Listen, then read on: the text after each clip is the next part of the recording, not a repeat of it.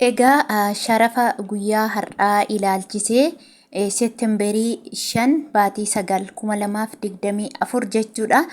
Sharafni yeroo haalaan ilaalan dhugaa dubbachuuf baay'ee ol ka'eetiin jira jechuudha.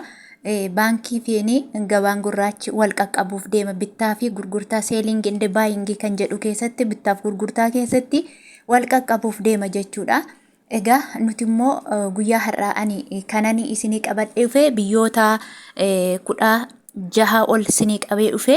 Isaan biyyootan kana Chaayinaa, Hewaanii, Paawundi Sterlingii, Baahireen Diinaar, Joordaan Diinaar, Kuweet Diinaar, Omaan Riyaal, Kaatar Riyaal, Yuuroo, Dubaay Diraam, Saudii Riyaal, Swiss Firankii, Israa'el Shiqeel, akkasumallee Suudiin kiroon, Kanaadaa doolaar, Awustiraaliyaa doolaar, Ijipshiyaan paawundii, Ameerikaan doolaarii, Turkii riilee warreen kana anani isinii qabadhee dhufe jechuudha. Akkuma beekamu sharafni guyyaa keessatti si'a 5 si'a 6 qayyarama jechuudha. Akkasumallee immoo baankonni jiran hundi isaaniitillee adda addaa jechuudha. Maaliif Abisiniyaa baankii, Commercial baankii yookiin immoo baankiin daldala Itoophiyaa, Awaash baankii, Sinqee baankii, Oromiyaa baankii warreen kuni hundi isaaniillee gatii adda addaatiin bitanii gurguru jechuudha. Nuti garuu asirraan Commercial baankii of Itoophiyaa yookiin immoo baankii daldala Itoophiyaati kan nuti irraa fayyadamnu yeroo baankii dhaqnu jechuudha. Kanaaf gaafa gara baankiitti deebine gaafa gabaa gurraacha dhaabne jechuudha. Kallattiin birriin nuti qabnu birrii biyya kamiyyoo ta'ellee gara doolaaraatti jijjirameetu doolaara Ameerikaatti jijjirameetu iskeeliidhaan wanti nurraa citeetu baankii Commercial baankii of Itoophiyaatti gashina jechuudha. Yeroo kana taaskii kaffalla. Amma fakkeenya karaa gabaa gurraachaa yeroo ergitan namoonni taaskii isinirraa kutatu birrii jechuudha. Birrii 50 yookiin immoo fakkeenyaaf yoo diraama ta'e 20 isinirraa kutatu, riyaala ta'e 50 isinirraa kutatu. Baankii yoo dhaqxan garuu iskeelii baay'ina birrii keessaniin isinirraa kutatu jechuudha. Hin kaffaltu taaskii kan jedhu exchange rate kan jedhu jechuudha. Innaa kanaafiyyuu akka Commercial baankii of Itoophiyaattan isinii hima baankiidhaan guyyaa har'aa jechuudha. Akkasumas immoo nagaa fi jaalalli Waaqayyoo isiniif haa baay'atu. Hordoftootaaf jaallatamtoota akkasumas kabajamtoota maamiloota kiyya. Egaa warri maatii koo taatan na hordoftan galatoomaa isiniin jaa. Warri har'areef gara maatii kootti dhuftan immoo laayikii gochuu hin dagatiinaa, subscribe godhaa, maatii naa ta'a. Yeroo ani viidiyoo lakkisu kallattumaan isin bira ga'aa jechuudha.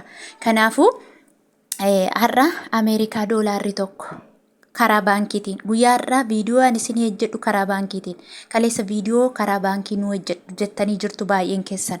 Karaa baankiin isin hima. Karaa gabaa gurraachaa yoo hin danda'e har'a galgala isin hojjedhe yoo hin dadhabe bor isin hojjedha jechuudha. Kanaaf karaa baankii Ameerikaan doolaarri tokko guyyaa har'aa 106 tuqaa 37 oolee jira jechuudha. Baay'ee ol ka'ee jira. Sinqee baankii Oromiyaa baankiitti immoo kana oli bittaaf gurgurtaatti immoo 118 jechuudha. Doolaarri tokko. Doolaarri kan itti gurguramu har'aa karaa baankii karaa gabaa gurraachaa miti karaa baankii 118 gurgurama jechuudha. 106 bitame 118 gurguramaa jira. Inni gurguramu nuun ilaallatu nurraa bitu waan ta'eef jechuudha. Kanaaf unuun kan nu fayyadu nuti kan ittiin fayyadamnu isa 106 tuqaa 37 kanaati jechuudha. Isiniif haa galu'een irra deddeebi'ee dubbadha akka viidiyoon isinitti hin dheeranne. Inni itti aanu Turkii liireedha. Turkii riileen tokko guyyaa har'aa karaa baankii 3 tuqaa 13 oolee jira. Inni itti aanu Omaan Riyaal, Yemen Riyaaliidha. Yemen Riyaalli tokko guyyaa har'aa karaa baankii 0 tuqaa 43 oolee jira. Akkasumallee Ijipshiyaan paawundiin tokko karaa baankii guyyaa har'aa 2 tuqaa 19 oolee jira.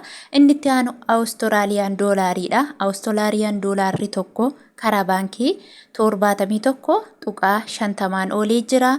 Akkasumallee Kanaadaa doolaariidha. Kanaadaa doolaarri tokko karaa baankii 78 tuqaa 73 oolee jira. Inni itti aanu Suudiin kirooniin tokko karaa baankii jechuudha 10 tuqaa 37 oolee jira. Akkasumallee Chaayinaa Hewaaniidha.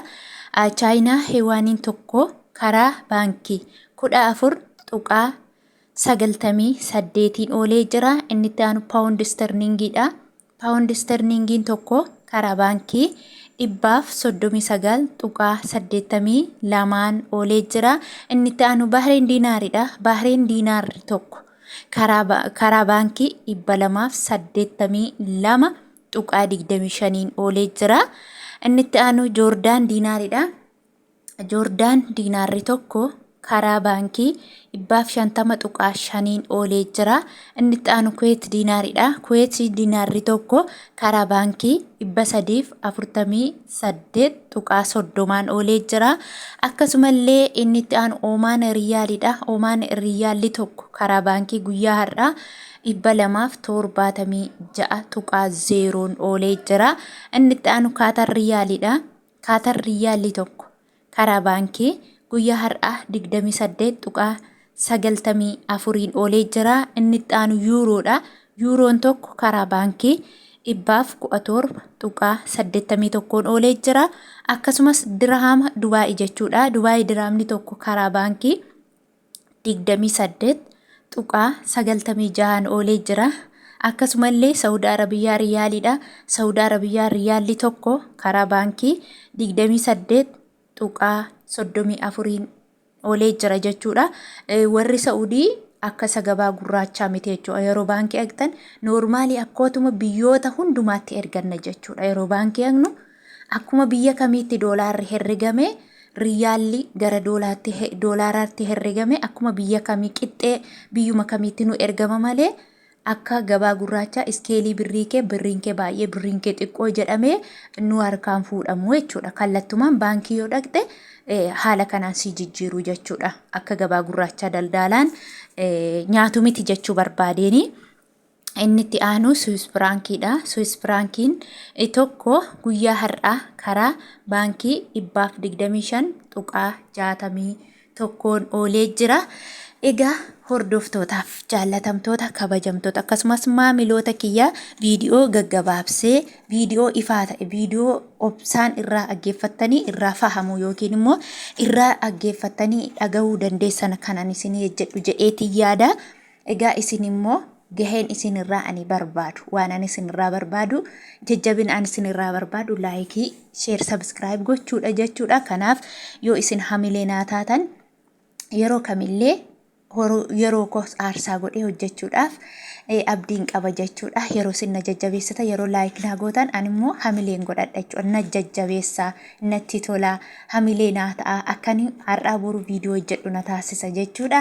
Ammallee kabaa gurraacha yoo har'a naa mijata har'a isinii iyyeessa har'a yoo naa dadhabame immoo boru isinii iyyeessaa jechuudha. Kanaaf turtii gaarii isiniif haa ta'u lafa jirtanitti nagaan naa turaa isin jaaladha.